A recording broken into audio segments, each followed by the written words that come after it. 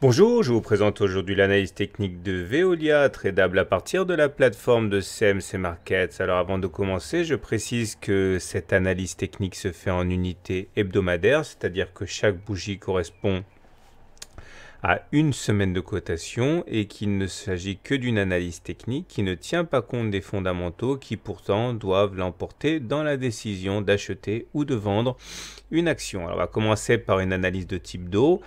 Et dans cette analyse tout à fait basique, eh bien, on voit qu'on est rassuré par rapport à la tendance de fond qui demeure pour l'instant haussière. Regardez, tant que les pics sont ascendants et que les creux sont ascendants, on est en théorie haussier au niveau de dos.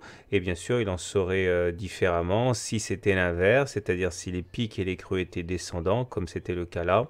Et il est évident que ce n'est pas le cas pour l'instant, donc il s'agit de surveiller ça de près, mais retenez quand même les 19,7 euros ici qui pourraient eh bien, initier une nouvelle impulsion haussière du fait que l'on ferait un haut plus élevé que le précédent.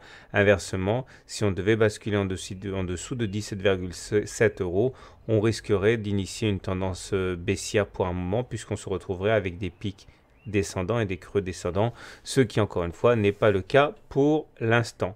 On va enchaîner avec une analyse de type Ishimoku sur Veolia. Et là aussi, la tendance elle est haussière et ça se voit au fait que nous soyons au-dessus du nuage ici. Lorsque les cours sont au-dessus du nuage, la tendance est haussière.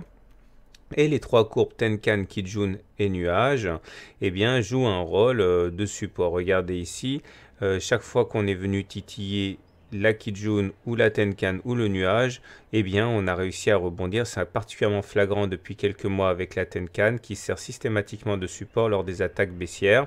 Donc vous comprendrez bien que les 18,6 ici sont à surveiller car encore une fois c'est un support important. Une cassure de la Tenkan à 18,6 pourrait tout à fait occasionner un retour sur les 16,6 de la Kijun en deuxième rideau.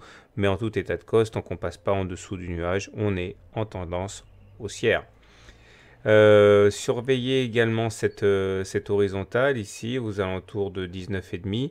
On voit bien que non seulement elle sert de rempart à la hausse, mais également elle sert de rempart à la hausse pour la Chikou qui vient buter dessus lors des précédentes tentatives de hausse. Donc on comprend bien que ce n'est pas facile à passer car c'est un frein pour les cours et également pour la Chikou. On enchaîne avec une analyse graphique maintenant et on voit que tout est une histoire de canaux puisque on était d'abord en train d'évoluer à l'intérieur ici d'un canal bleu ici dans lequel on a évolué, on a fait de très belles oscillations. On est toujours à l'intérieur mais il semble se dessiner également les prémices d'un autre canal ici horizontal qui prendrait pour base le plus haut et le plus bas récent sur Veolia en unité de temps hebdomadaire. Il n'est pas dit que l'on abandonne dès à présent le canal bleu. On peut tout à fait envisager de faire une nouvelle rotation pour aller chercher le haut du canal. Mais sachez que si on casse le canal bleu, eh bien a priori c'est bien le canal rose qu'il faudrait suivre.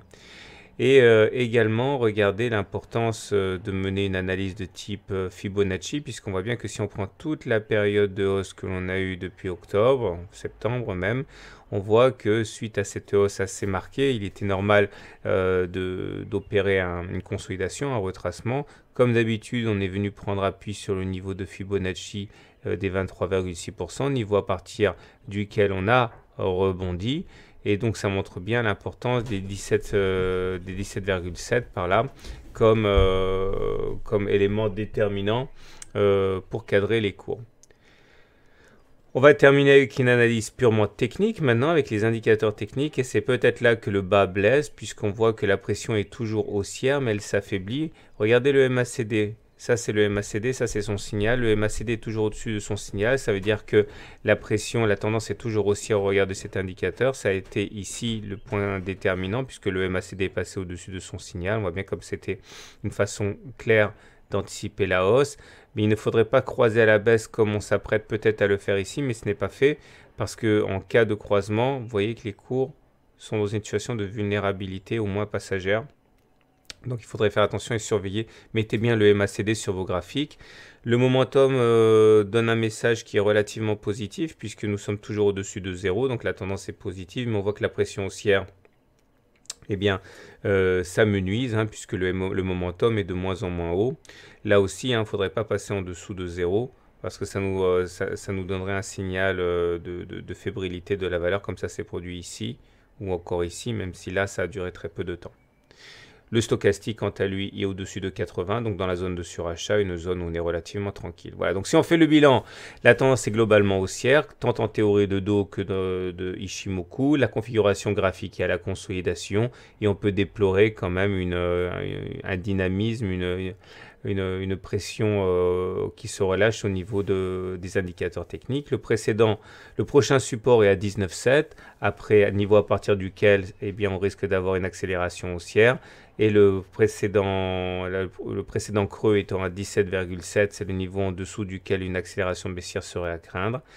Et pour vraiment être complet, voilà une petite image de l'analyse de Veolia en unité jour. On voit qu'on est en tendance haussière en unité jour car on est au-dessus du nuage. Okay. Malheureusement, on est capé par une oblique ici. Et cette oblique, eh bien, ce qui est bien, c'est qu'aujourd'hui, on essaye de la travailler pour la casser. Si on termine au-dessus de cette oblique, ce serait vraiment très positif pour le court terme sur Veolia. On pourrait avoir effectivement cette fameuse impulsion haussière qui nous amènerait jusqu'au précédent plus haut. Voilà, je vous souhaite une bonne soirée, je vous souhaite une bonne journée, de bons trades et je vous dis à très bientôt pour une autre analyse technique.